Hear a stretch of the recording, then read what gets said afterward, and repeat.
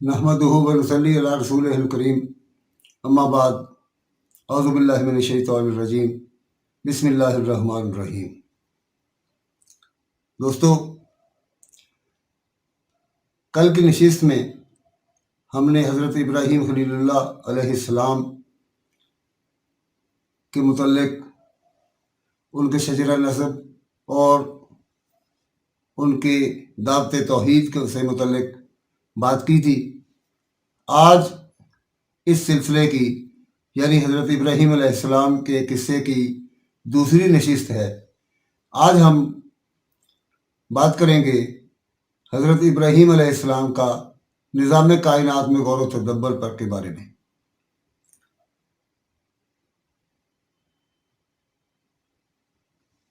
दोस्तों, अल्लाह ताला ने इब्राहीम अलैहिस्सलाम को मज़ाहिर कुदरत दिखाकर ईमान और यकीन का आला रुतबा अता फरमाया ताकि अपनी उम्मत को दावत तौहीद पर पुरजोर तरीके और दलाइल की रोशनी में दे। इरशाद बारी ताला है, और हमने उसी तरह इब्राहीम को आसमानों और ज़मीन के अजायबात दिखलाए ताकि वो खूब यकीन करने वालों में हो जाएं। यानी जब रात ने उनको पर्दा तारीकी से ढांप लिया तो उन्हें आसमान में एक सितारा नजर आया। वो कहने लगे, ये मेरा परवरदिगार है। जब वो गायब हो गया तो कहने लगे कि मुझे गायब हो जाने वाले पसंद नहीं। फिर जब चांद को देखा कि चमक रहा है तो कहने लगे, ये मेरा परवरदिगार है। लेकिन जब वो भी छुप गया तो बोल उठे कि अगर मेरा परवरदिगार मुझे सीधा रास्ता नहीं दिखाएगा तो मैं उन लोगों में हो जाऊंगा जो भटक रहे हैं। फिर जब सूरज को देखा कि जगमगा रहा है तो कहने लगे, ये मेरा परवरदिगार है, ये सबसे बड़ा है। मगर जब वो भी गरूब हो गया तो कहने लगे, लोगों, जिन चीज़ों को तुम अल्लाह का शरीक बनाते हो मैं उनसे बेजार हूं।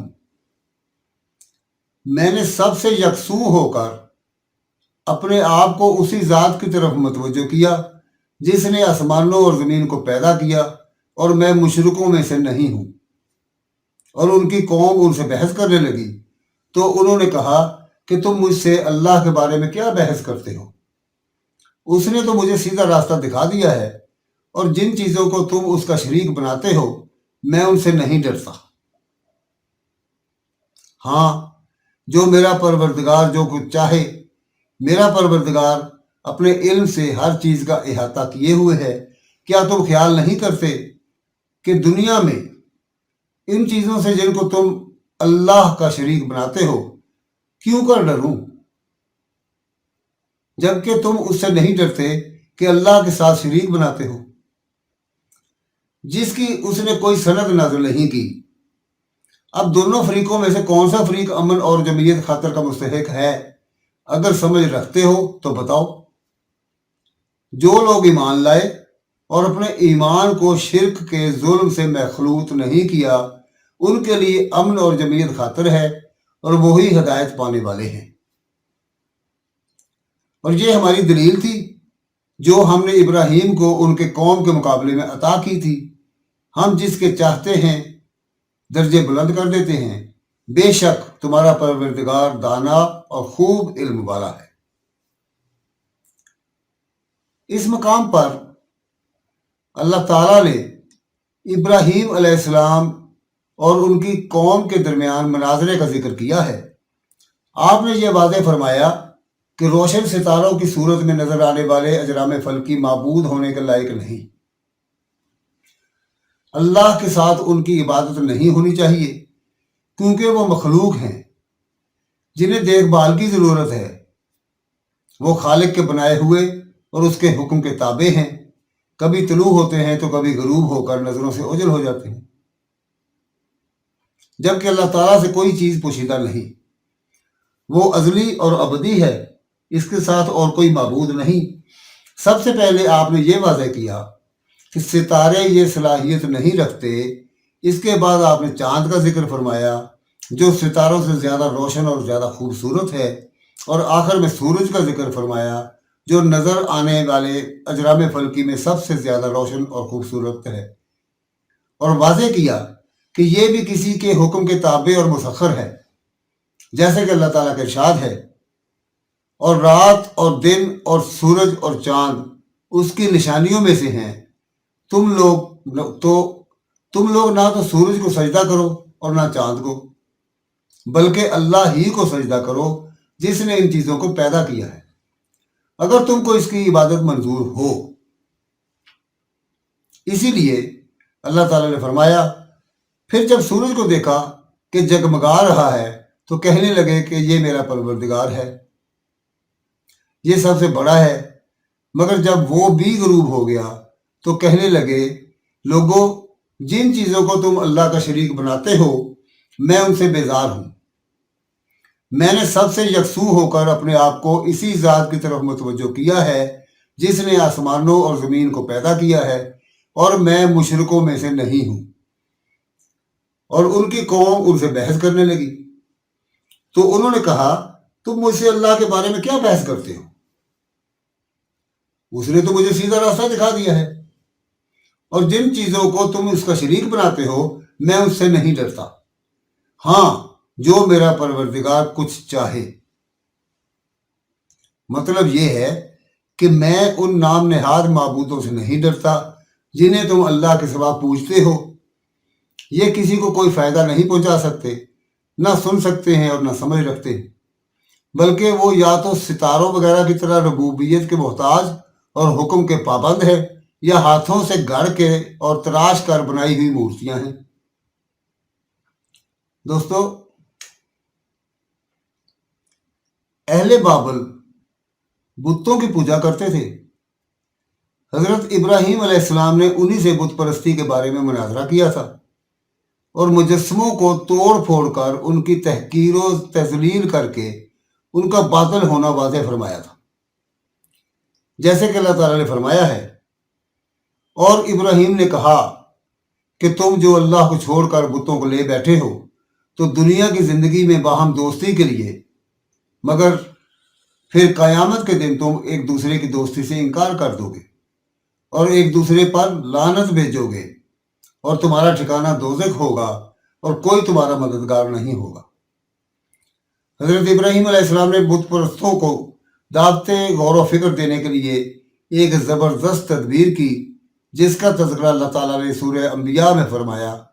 इरशाद बारी ताला है, और हमने इब्राहीम को पहले ही से हदायत दी थी और हम उनके हाल से वाकिफ़ थे जब उन्होंने अपने बाप से कहा कि ये क्या मूर्तियां हैं जिनकी परस्तिश पर तुम मोतकफ और कायम हो।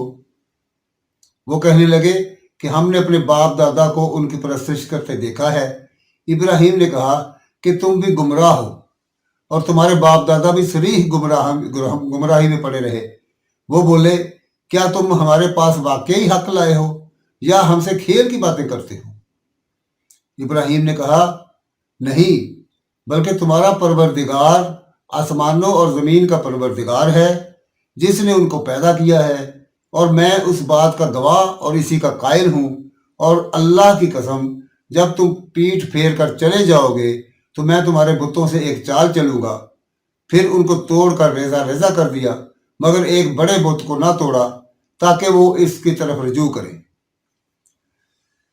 कहने लगे कि हमारे माबूदों के साथ ये मामला किसने किया? वो तो कोई जालिम है। लोगों ने कहा कि हमने एक जवान को इनका जिक्र करते हुए सुना है, उसको इब्राहीम कहते हैं। वो बोले कि उसे लोगों के सामने लाओ ताकि वो गवाह रहें।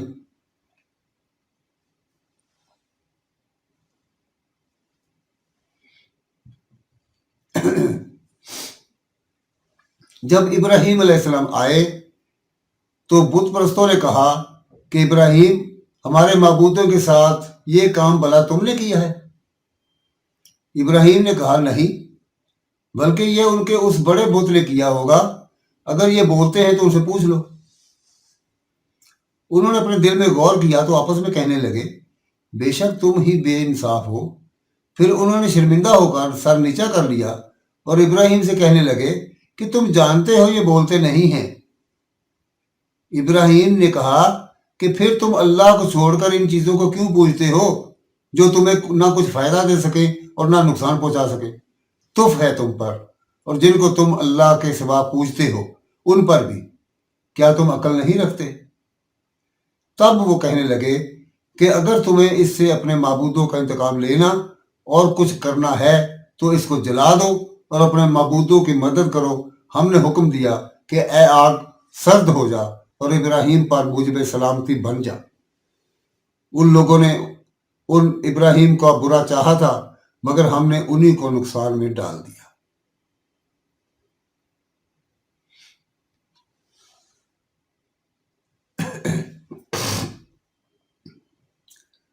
حضرت ابراہیم علیہ السلام نے قوم کو ایسے دلائل پیش کیے جن کا جواب ان مشرکوں کے پاس سوائے ندامت اور خاموشی کے کچھ نہ تھا۔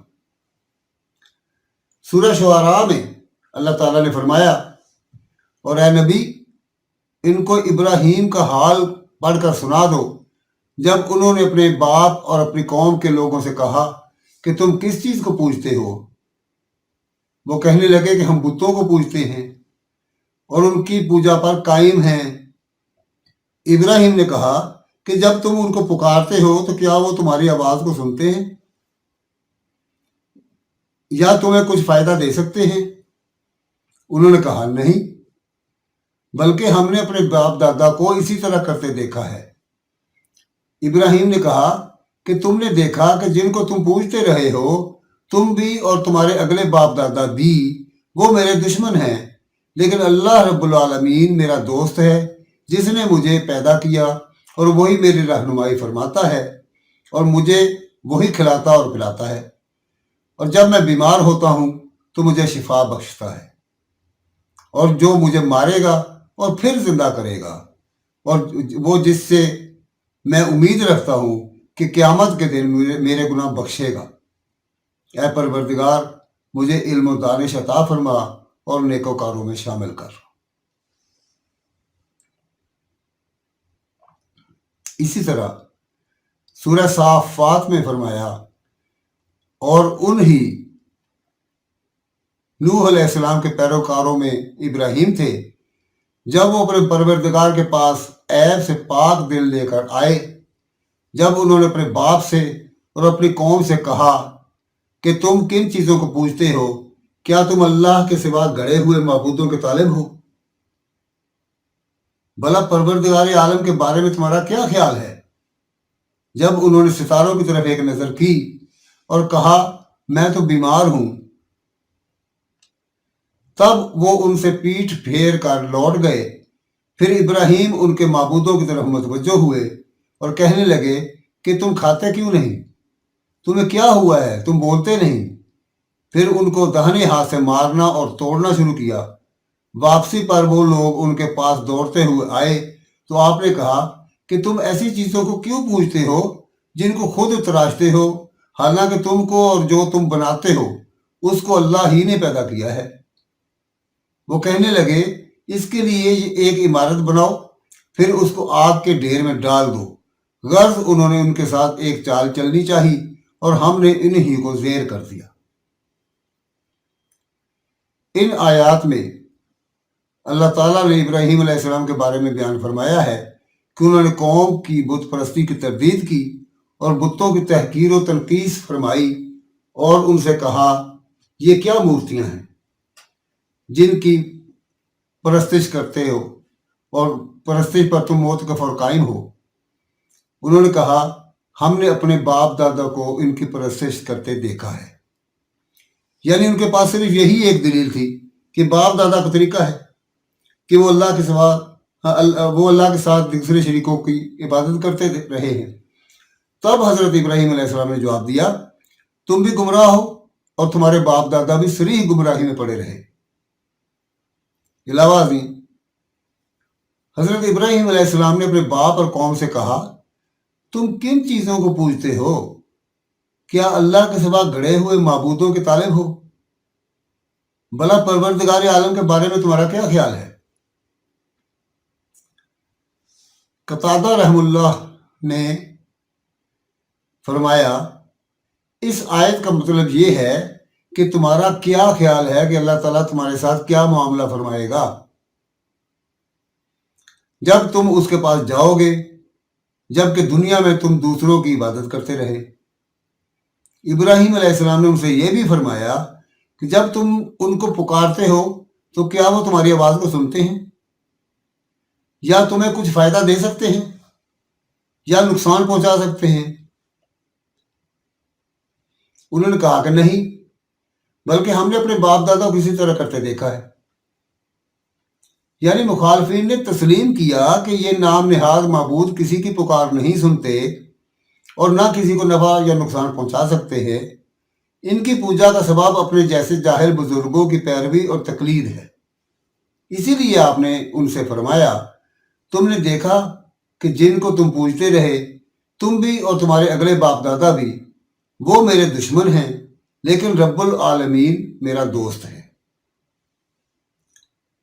ये एक नाकाबिल तरदीद सबूत है कि बुतों की अलौहियत का दावा बातिल है, क्योंकि इब्राहीम अलैहिस्सलाम ने उनसे बेजारी का इजहार फरमाया और उनकी तौहीन की।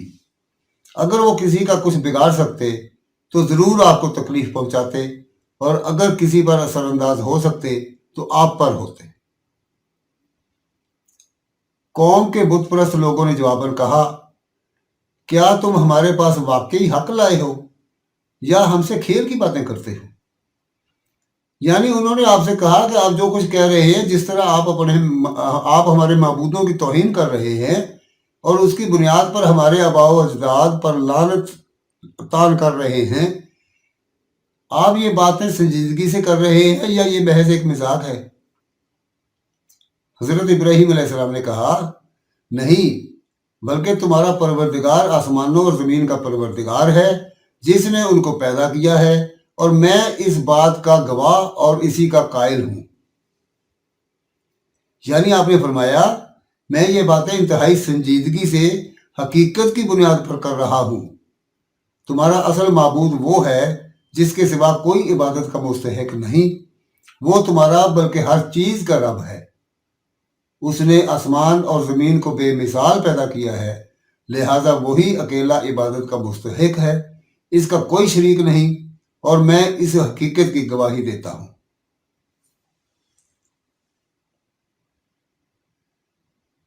इब्राहीम अलैहिस्सलाम ने फरमाया, और अल्लाह की कसम, जब तुम पीठ फेर कर चले जाओगे तो मैं तुम्हारे बुतों से एक चाल चलूंगा। आपने कसम खा ली कि जब वो लोग जश्न मनाने चले जाएंगे तो आप उन बुतों के बारे में कोई तदबीर करेंगे जिन्हें वो पूजते हैं। बाज़ उलमा ने फरमाया, इब्राहीम अलैहिस्सलाम ने ये बात दिल में कही थी। हज़रत इब्न मसूद रज़ियल्लाहु अन्हु का कहना है कि बाज़ अफराद ने आपकी ज़ुबान से ये बात सुन ली थी।